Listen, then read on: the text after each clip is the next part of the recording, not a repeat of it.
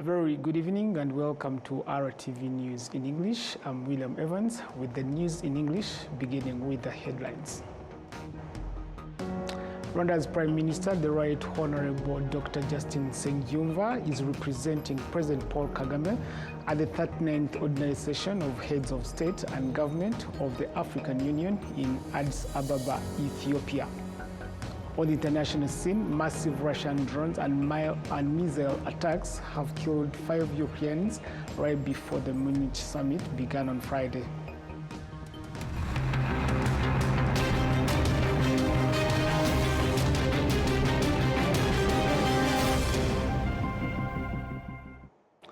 It's a pleasure to always have you joining me for RwandaTV News in English. Now this is the news in details. Rwanda's Prime Minister, the Right Honorable Dr. Justin Nsengiyumva, is representing President Paul Kagame at the 39th Ordinary Session of Heads of State and Government of the African Union in the 2-day summit in Addis Ababa. We do have details to this. At this summit, Prime Minister Dr. Justin Nsengiyumva, representing President Paul Kagame, joined other leaders including heads of state and government from African Union member countries in discussions focused on reviewing challenges hindering the continent's development, ways African nations can strengthen cooperation among themselves, and the role of partnership with foreign countries. Prior to the 39th African Union Summit, Prime Minister Justin Nsengiyumva also attended a high-level meeting of heads of state that focused on accelerating the reduction of maternal mortality in Africa. In his speech, the Prime Minister emphasized that no country can claim to have achieved sustainable development while women are still dying in childbirth. He added that a mother's survival after giving birth is one of the clearest indicators of the strength of a country's healthcare system, the effectiveness of public services, and the value a nation places on its citizens. The Prime Minister of Rwanda also earlier attended the second Italy-Africa Summit, which reviewed progress made in political and economic cooperation programs between Italy and African countries. Italy's Prime Minister, Giorgia Meloni, assured African nations that Italy will continue collaborating with them, particularly in seeking solutions to the issue of African youth who often lose their lives in the Mediterranean Sea while attempting to migrate to Europe. We want to do this also to achieve another goal that we all consider momentous, to guarantee the men and women of this continent a freedom that has often been denied them, the freedom to choose to remain in their country, to contribute to its growth without being forced to leave it, often paying unscrupulous traffickers to risk their lives in an attempt to cross the Mediterranean. Those who believe that migration is necessary and indispensable are in fact acting selfishly. If young people leave their land and their people in pursuit of the promise of a better life, what will become of the history, culture, and existence of the country they have abandoned? These words are not mine, nor those of a political leader, but of a son who is proud of Africa and who holds Africa's future close to his heart, which is the Guinean Cardinal Robert Sarah. Meanwhile, the Secretary General of the United Nations, Antonio Guterres, stated that the time has come for Africa to be granted a permanent seat on the UN Security Council so that it can take part in decisions that concern the continent. We have been honored to support EU priorities, from silencing the guns to the African Humanitarian Agency to the promotion of inclusive political transitions. And we have stood with Africa as you lead global demands for justice, confronting the legacy of slavery and colonialism, including your call for reparatory justice frameworks, championing the Sustainable Development Goals, driving climate ambition, and strengthening multilateralism for the 21st century through the reforms of the global financial architecture and, at long last, the UN Security Council. The absence of permanent African seats in the Security Council is indefensible. This is 2026, not 1946. Whatever decisions about Africa and the world are on the table, Africa must be at the table. The 39th Ordinary Session of the African Union also addressed ongoing security challenges in some countries, issues related to water, sanitation, and hygiene, institutional reforms, as well as peace and security initiatives across the continent. Current statistics indicate that about 400 million Africans lack sufficient access to clean water for daily use, while more than 800 million lack basic sanitation services. Burundi is set to assume the African Union chairmanship this year, taking over from Angola. Enora Gladys, RwandaTV News. Thank you, Enora Gladys. Now let's turn to couples who have lived together for many years, are advising those who have just started marriage life to cultivate a culture of dialogue and resolving issues amicably, because failing to do so can cause a marriage to collapse within just a short time. Jean-Baptiste Mufeleza and Claudine Mukagasana have been married for 50 years now, and with great warmth, they explain that their journey of love has helped them understand that living together requires commitment and self-sacrifice. Both say that building a family is a journey that calls for patience and the ability to resolve conflicts together. They add that when they reflect on their time they have spent together, they feel concerned about today's youth who they say do not give themselves enough time to truly get to know each other before committing to marriage. On Valentine's Day, young people in the city of Kigali say it is an important occasion during which they give gifts to their partners and also take time to discuss the goal of their relationships.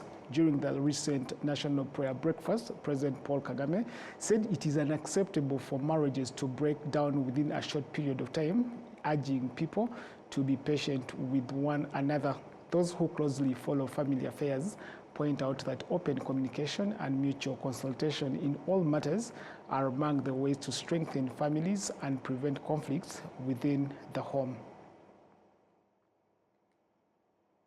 Now, leaders at the Regular Citizens are noting that many of the cases in which the government is sued have been avoided or the disputes resolved without going to court, because when a case is litigated, both parties incur substantial costs.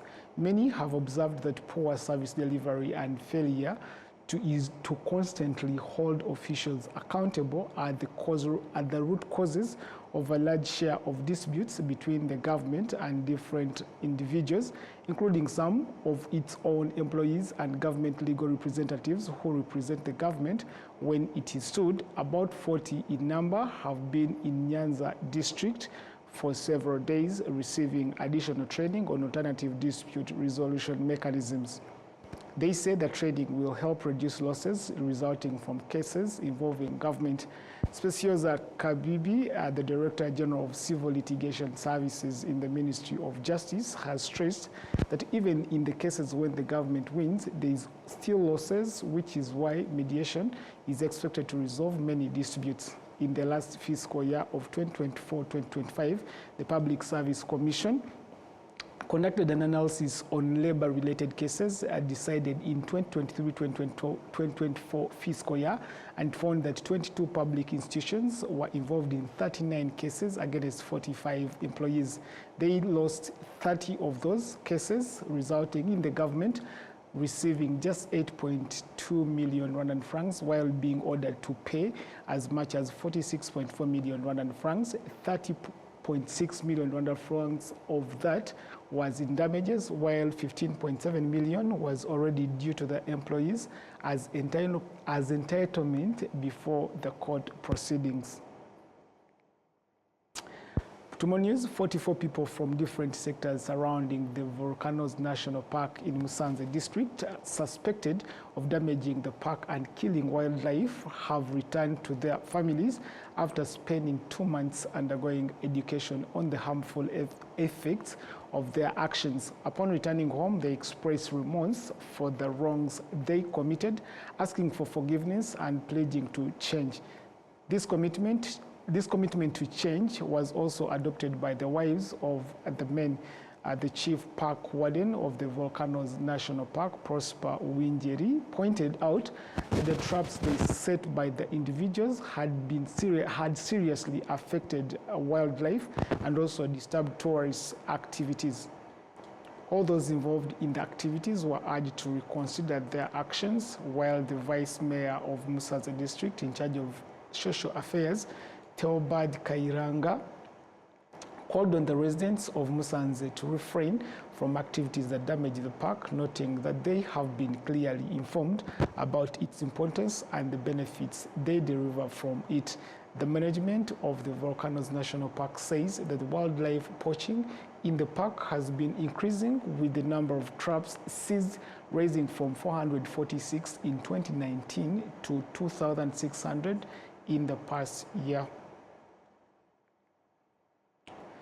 To more news, women who took part in the struggle to liberate Rwanda, now united under the Ndabaga Association, said that although the armed struggle ended, they remain committed to building and developing the country. We do have details. Members of Ndabaga Association say that coming together has helped them avoid isolation and strengthen their continued contribution to national development. Urugendo ntago rwambereye rubi nyuma yo kubona igihugu yariyo nkingi nyamukuru. The journey was not bad, especially after liberating my country. My main objective was to have my nation back, settle and live in it. One of the best things that happened to me after liberation was when I started working towards my personal development and growth, hinged on the available opportunities, which I was denied back in the days. I was able to go back to school, even when I was already married and had children.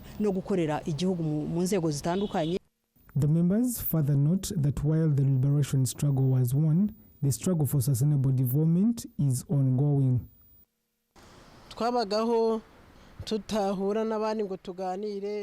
We lived in isolation because of what we had experienced in 1994, but later we came together under this umbrella, and we have been each other's support since then in everything we do.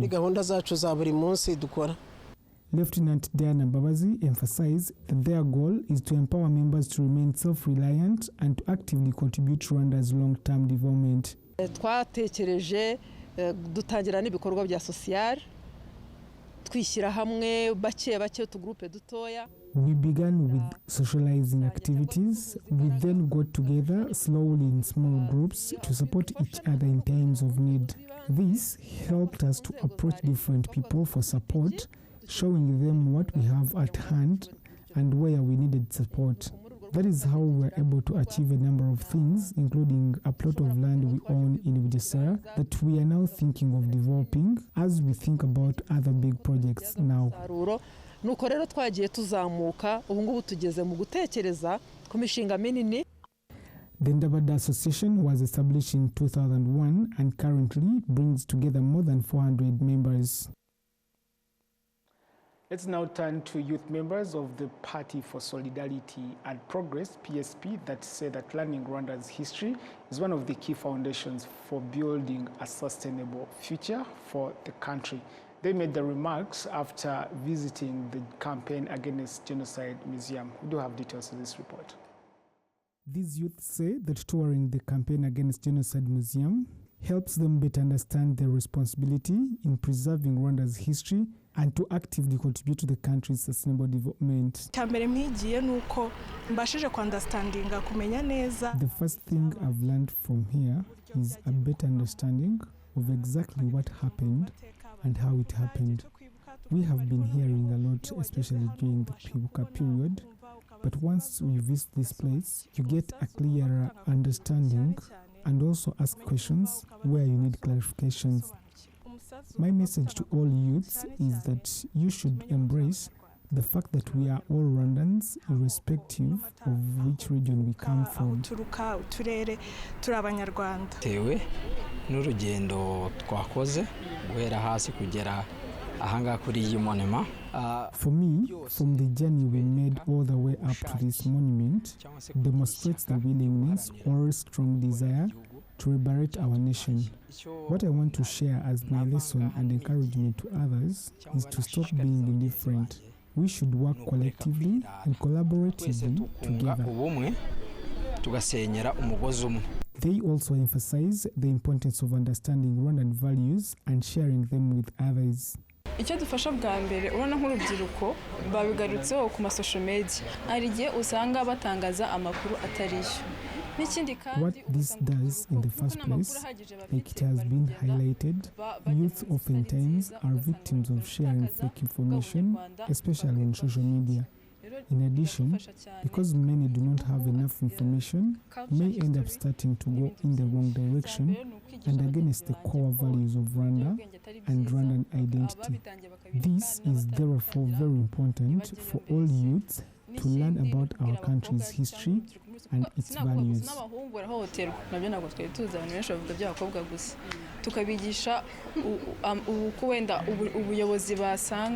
The leaders of the Party for Solidarity and Progress, Honorable Mubana Alphonse, notes that investing in young people is essential as they represent the nation's future. Tuje kujyana urubyiruko rwacu kugira ngo rwige amateka y'urugamba rwo kubohora igihugu no guhagarika jenoside. We brought our youth so that they can learn about the liberation history and the struggle to stop the genocide against the Tutsi in 1994. Our wish is that they understand this history because they will be the ones to protect it. We also wish that our young people restrain from drug abuse. According to the statistics, there is an increase of drug abuse, especially among young people, and unwanted pregnancies. I also think it's about time for child support to be mandatory because many men are taking advantage of the absence of repercussions to impregnate young women and not take responsibility.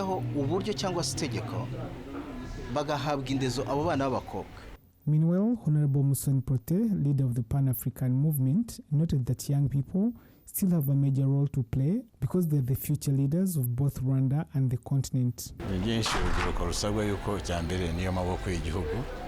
kandi iyo uvuga amaboko ntabwo ari ukuvuga gusa imbaraga z'umubiri n'imbaraga z'ubwenge zo gutekereza zo gushaka ibisubizo. The youth are the future of our country, and being the future is more than just physical strength, but also about critical thinking and decision making. When you look at our youth, they are more literate and more skilled than us, but we encourage them to use their talents and skills to find solutions for our country and the challenges of the present and the future, beginning with some of the challenges they are facing today, like drug abuse and early sex and other addictions. They should be able to sit down and find solutions collectively as young people.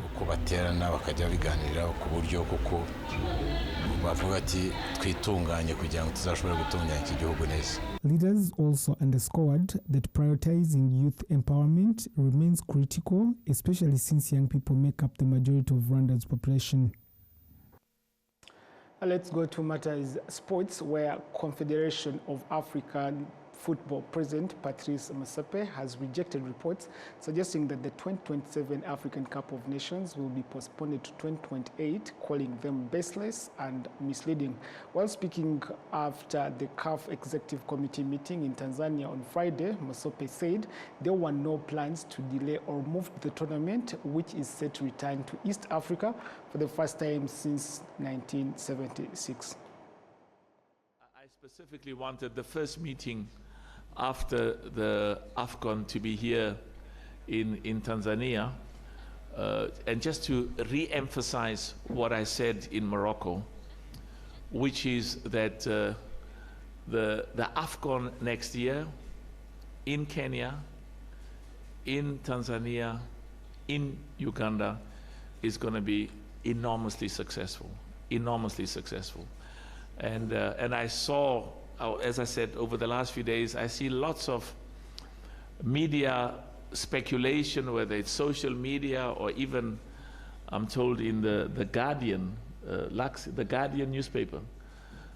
In London, one of the most respected newspapers in the world, that there was an allegation that I am here to tell Tanzania and Kenya and Uganda that I'm taking away the AFCON because our three countries are not going to be ready. That's totally unfounded. You know, sometimes, you know, I say certain things and the media just either say something totally opposite or like in this context that I am enormously confident that we will succeed. Will there be challenges? There are always challenges. I had a big challenge in Cameroon. Soon after I became president, I was told by people whose views I respect that Cameroon is not ready, you have to take it away. And they gave me recommended a number of countries which were ready because they had the infrastructure. But we have to believe in ourselves as Africans. We have to believe in our people and recognize that there'll be challenges, but like we did in Tanzania, I remember like we did in Cameroon. Cameroon was a huge success. And when we went to Côte d'Ivoire, the president of Côte d'Ivoire is here, same problem.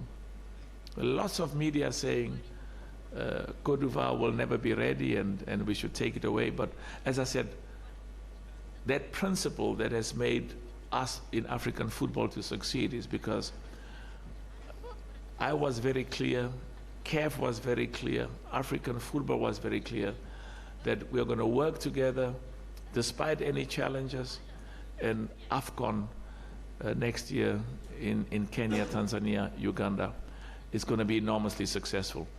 One of the reasons why I was insisting that the CHAN takes place in our three countries, even though I recognize we were all working very hard to be ready last year in February, but when it was clear to me that we were not ready, I was also clear in my mind that we would all work together and have a CHAN last year, August, which was the most successful CHAN. Just one final point I want to say so that I can close this.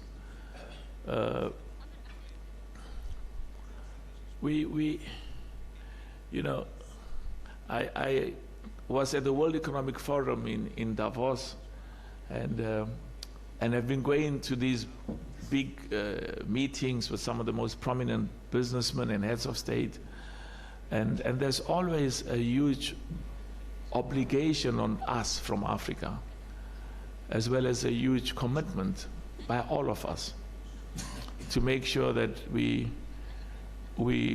show our people that we can host an AFCON, we can host a football competition like the best in the world. We've just had the most successful AFCON in the history of this competition in Morocco. We had an enormously successful AFCON in Côte d'Ivoire. We had a successful AFCON in Cameroon. But we also have to send a message to all of our people on the continent that that we believe in our capacity to succeed. We believe in our capacity to be as good as the best in the world, because we have the skills, and also we have the self-belief and the integrity.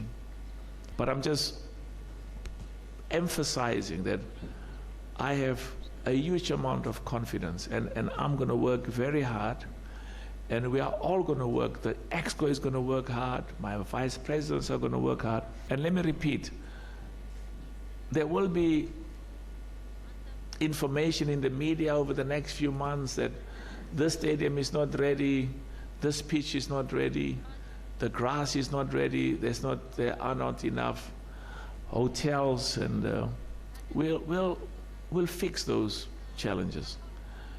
We're going to have a celebration. With that report, we come to the end of tonight's bulletin. I'm William Evans. Continue enjoying your weekend. Of course, enjoy responsibly. For me and the rest of the team, have a good night. Goodbye.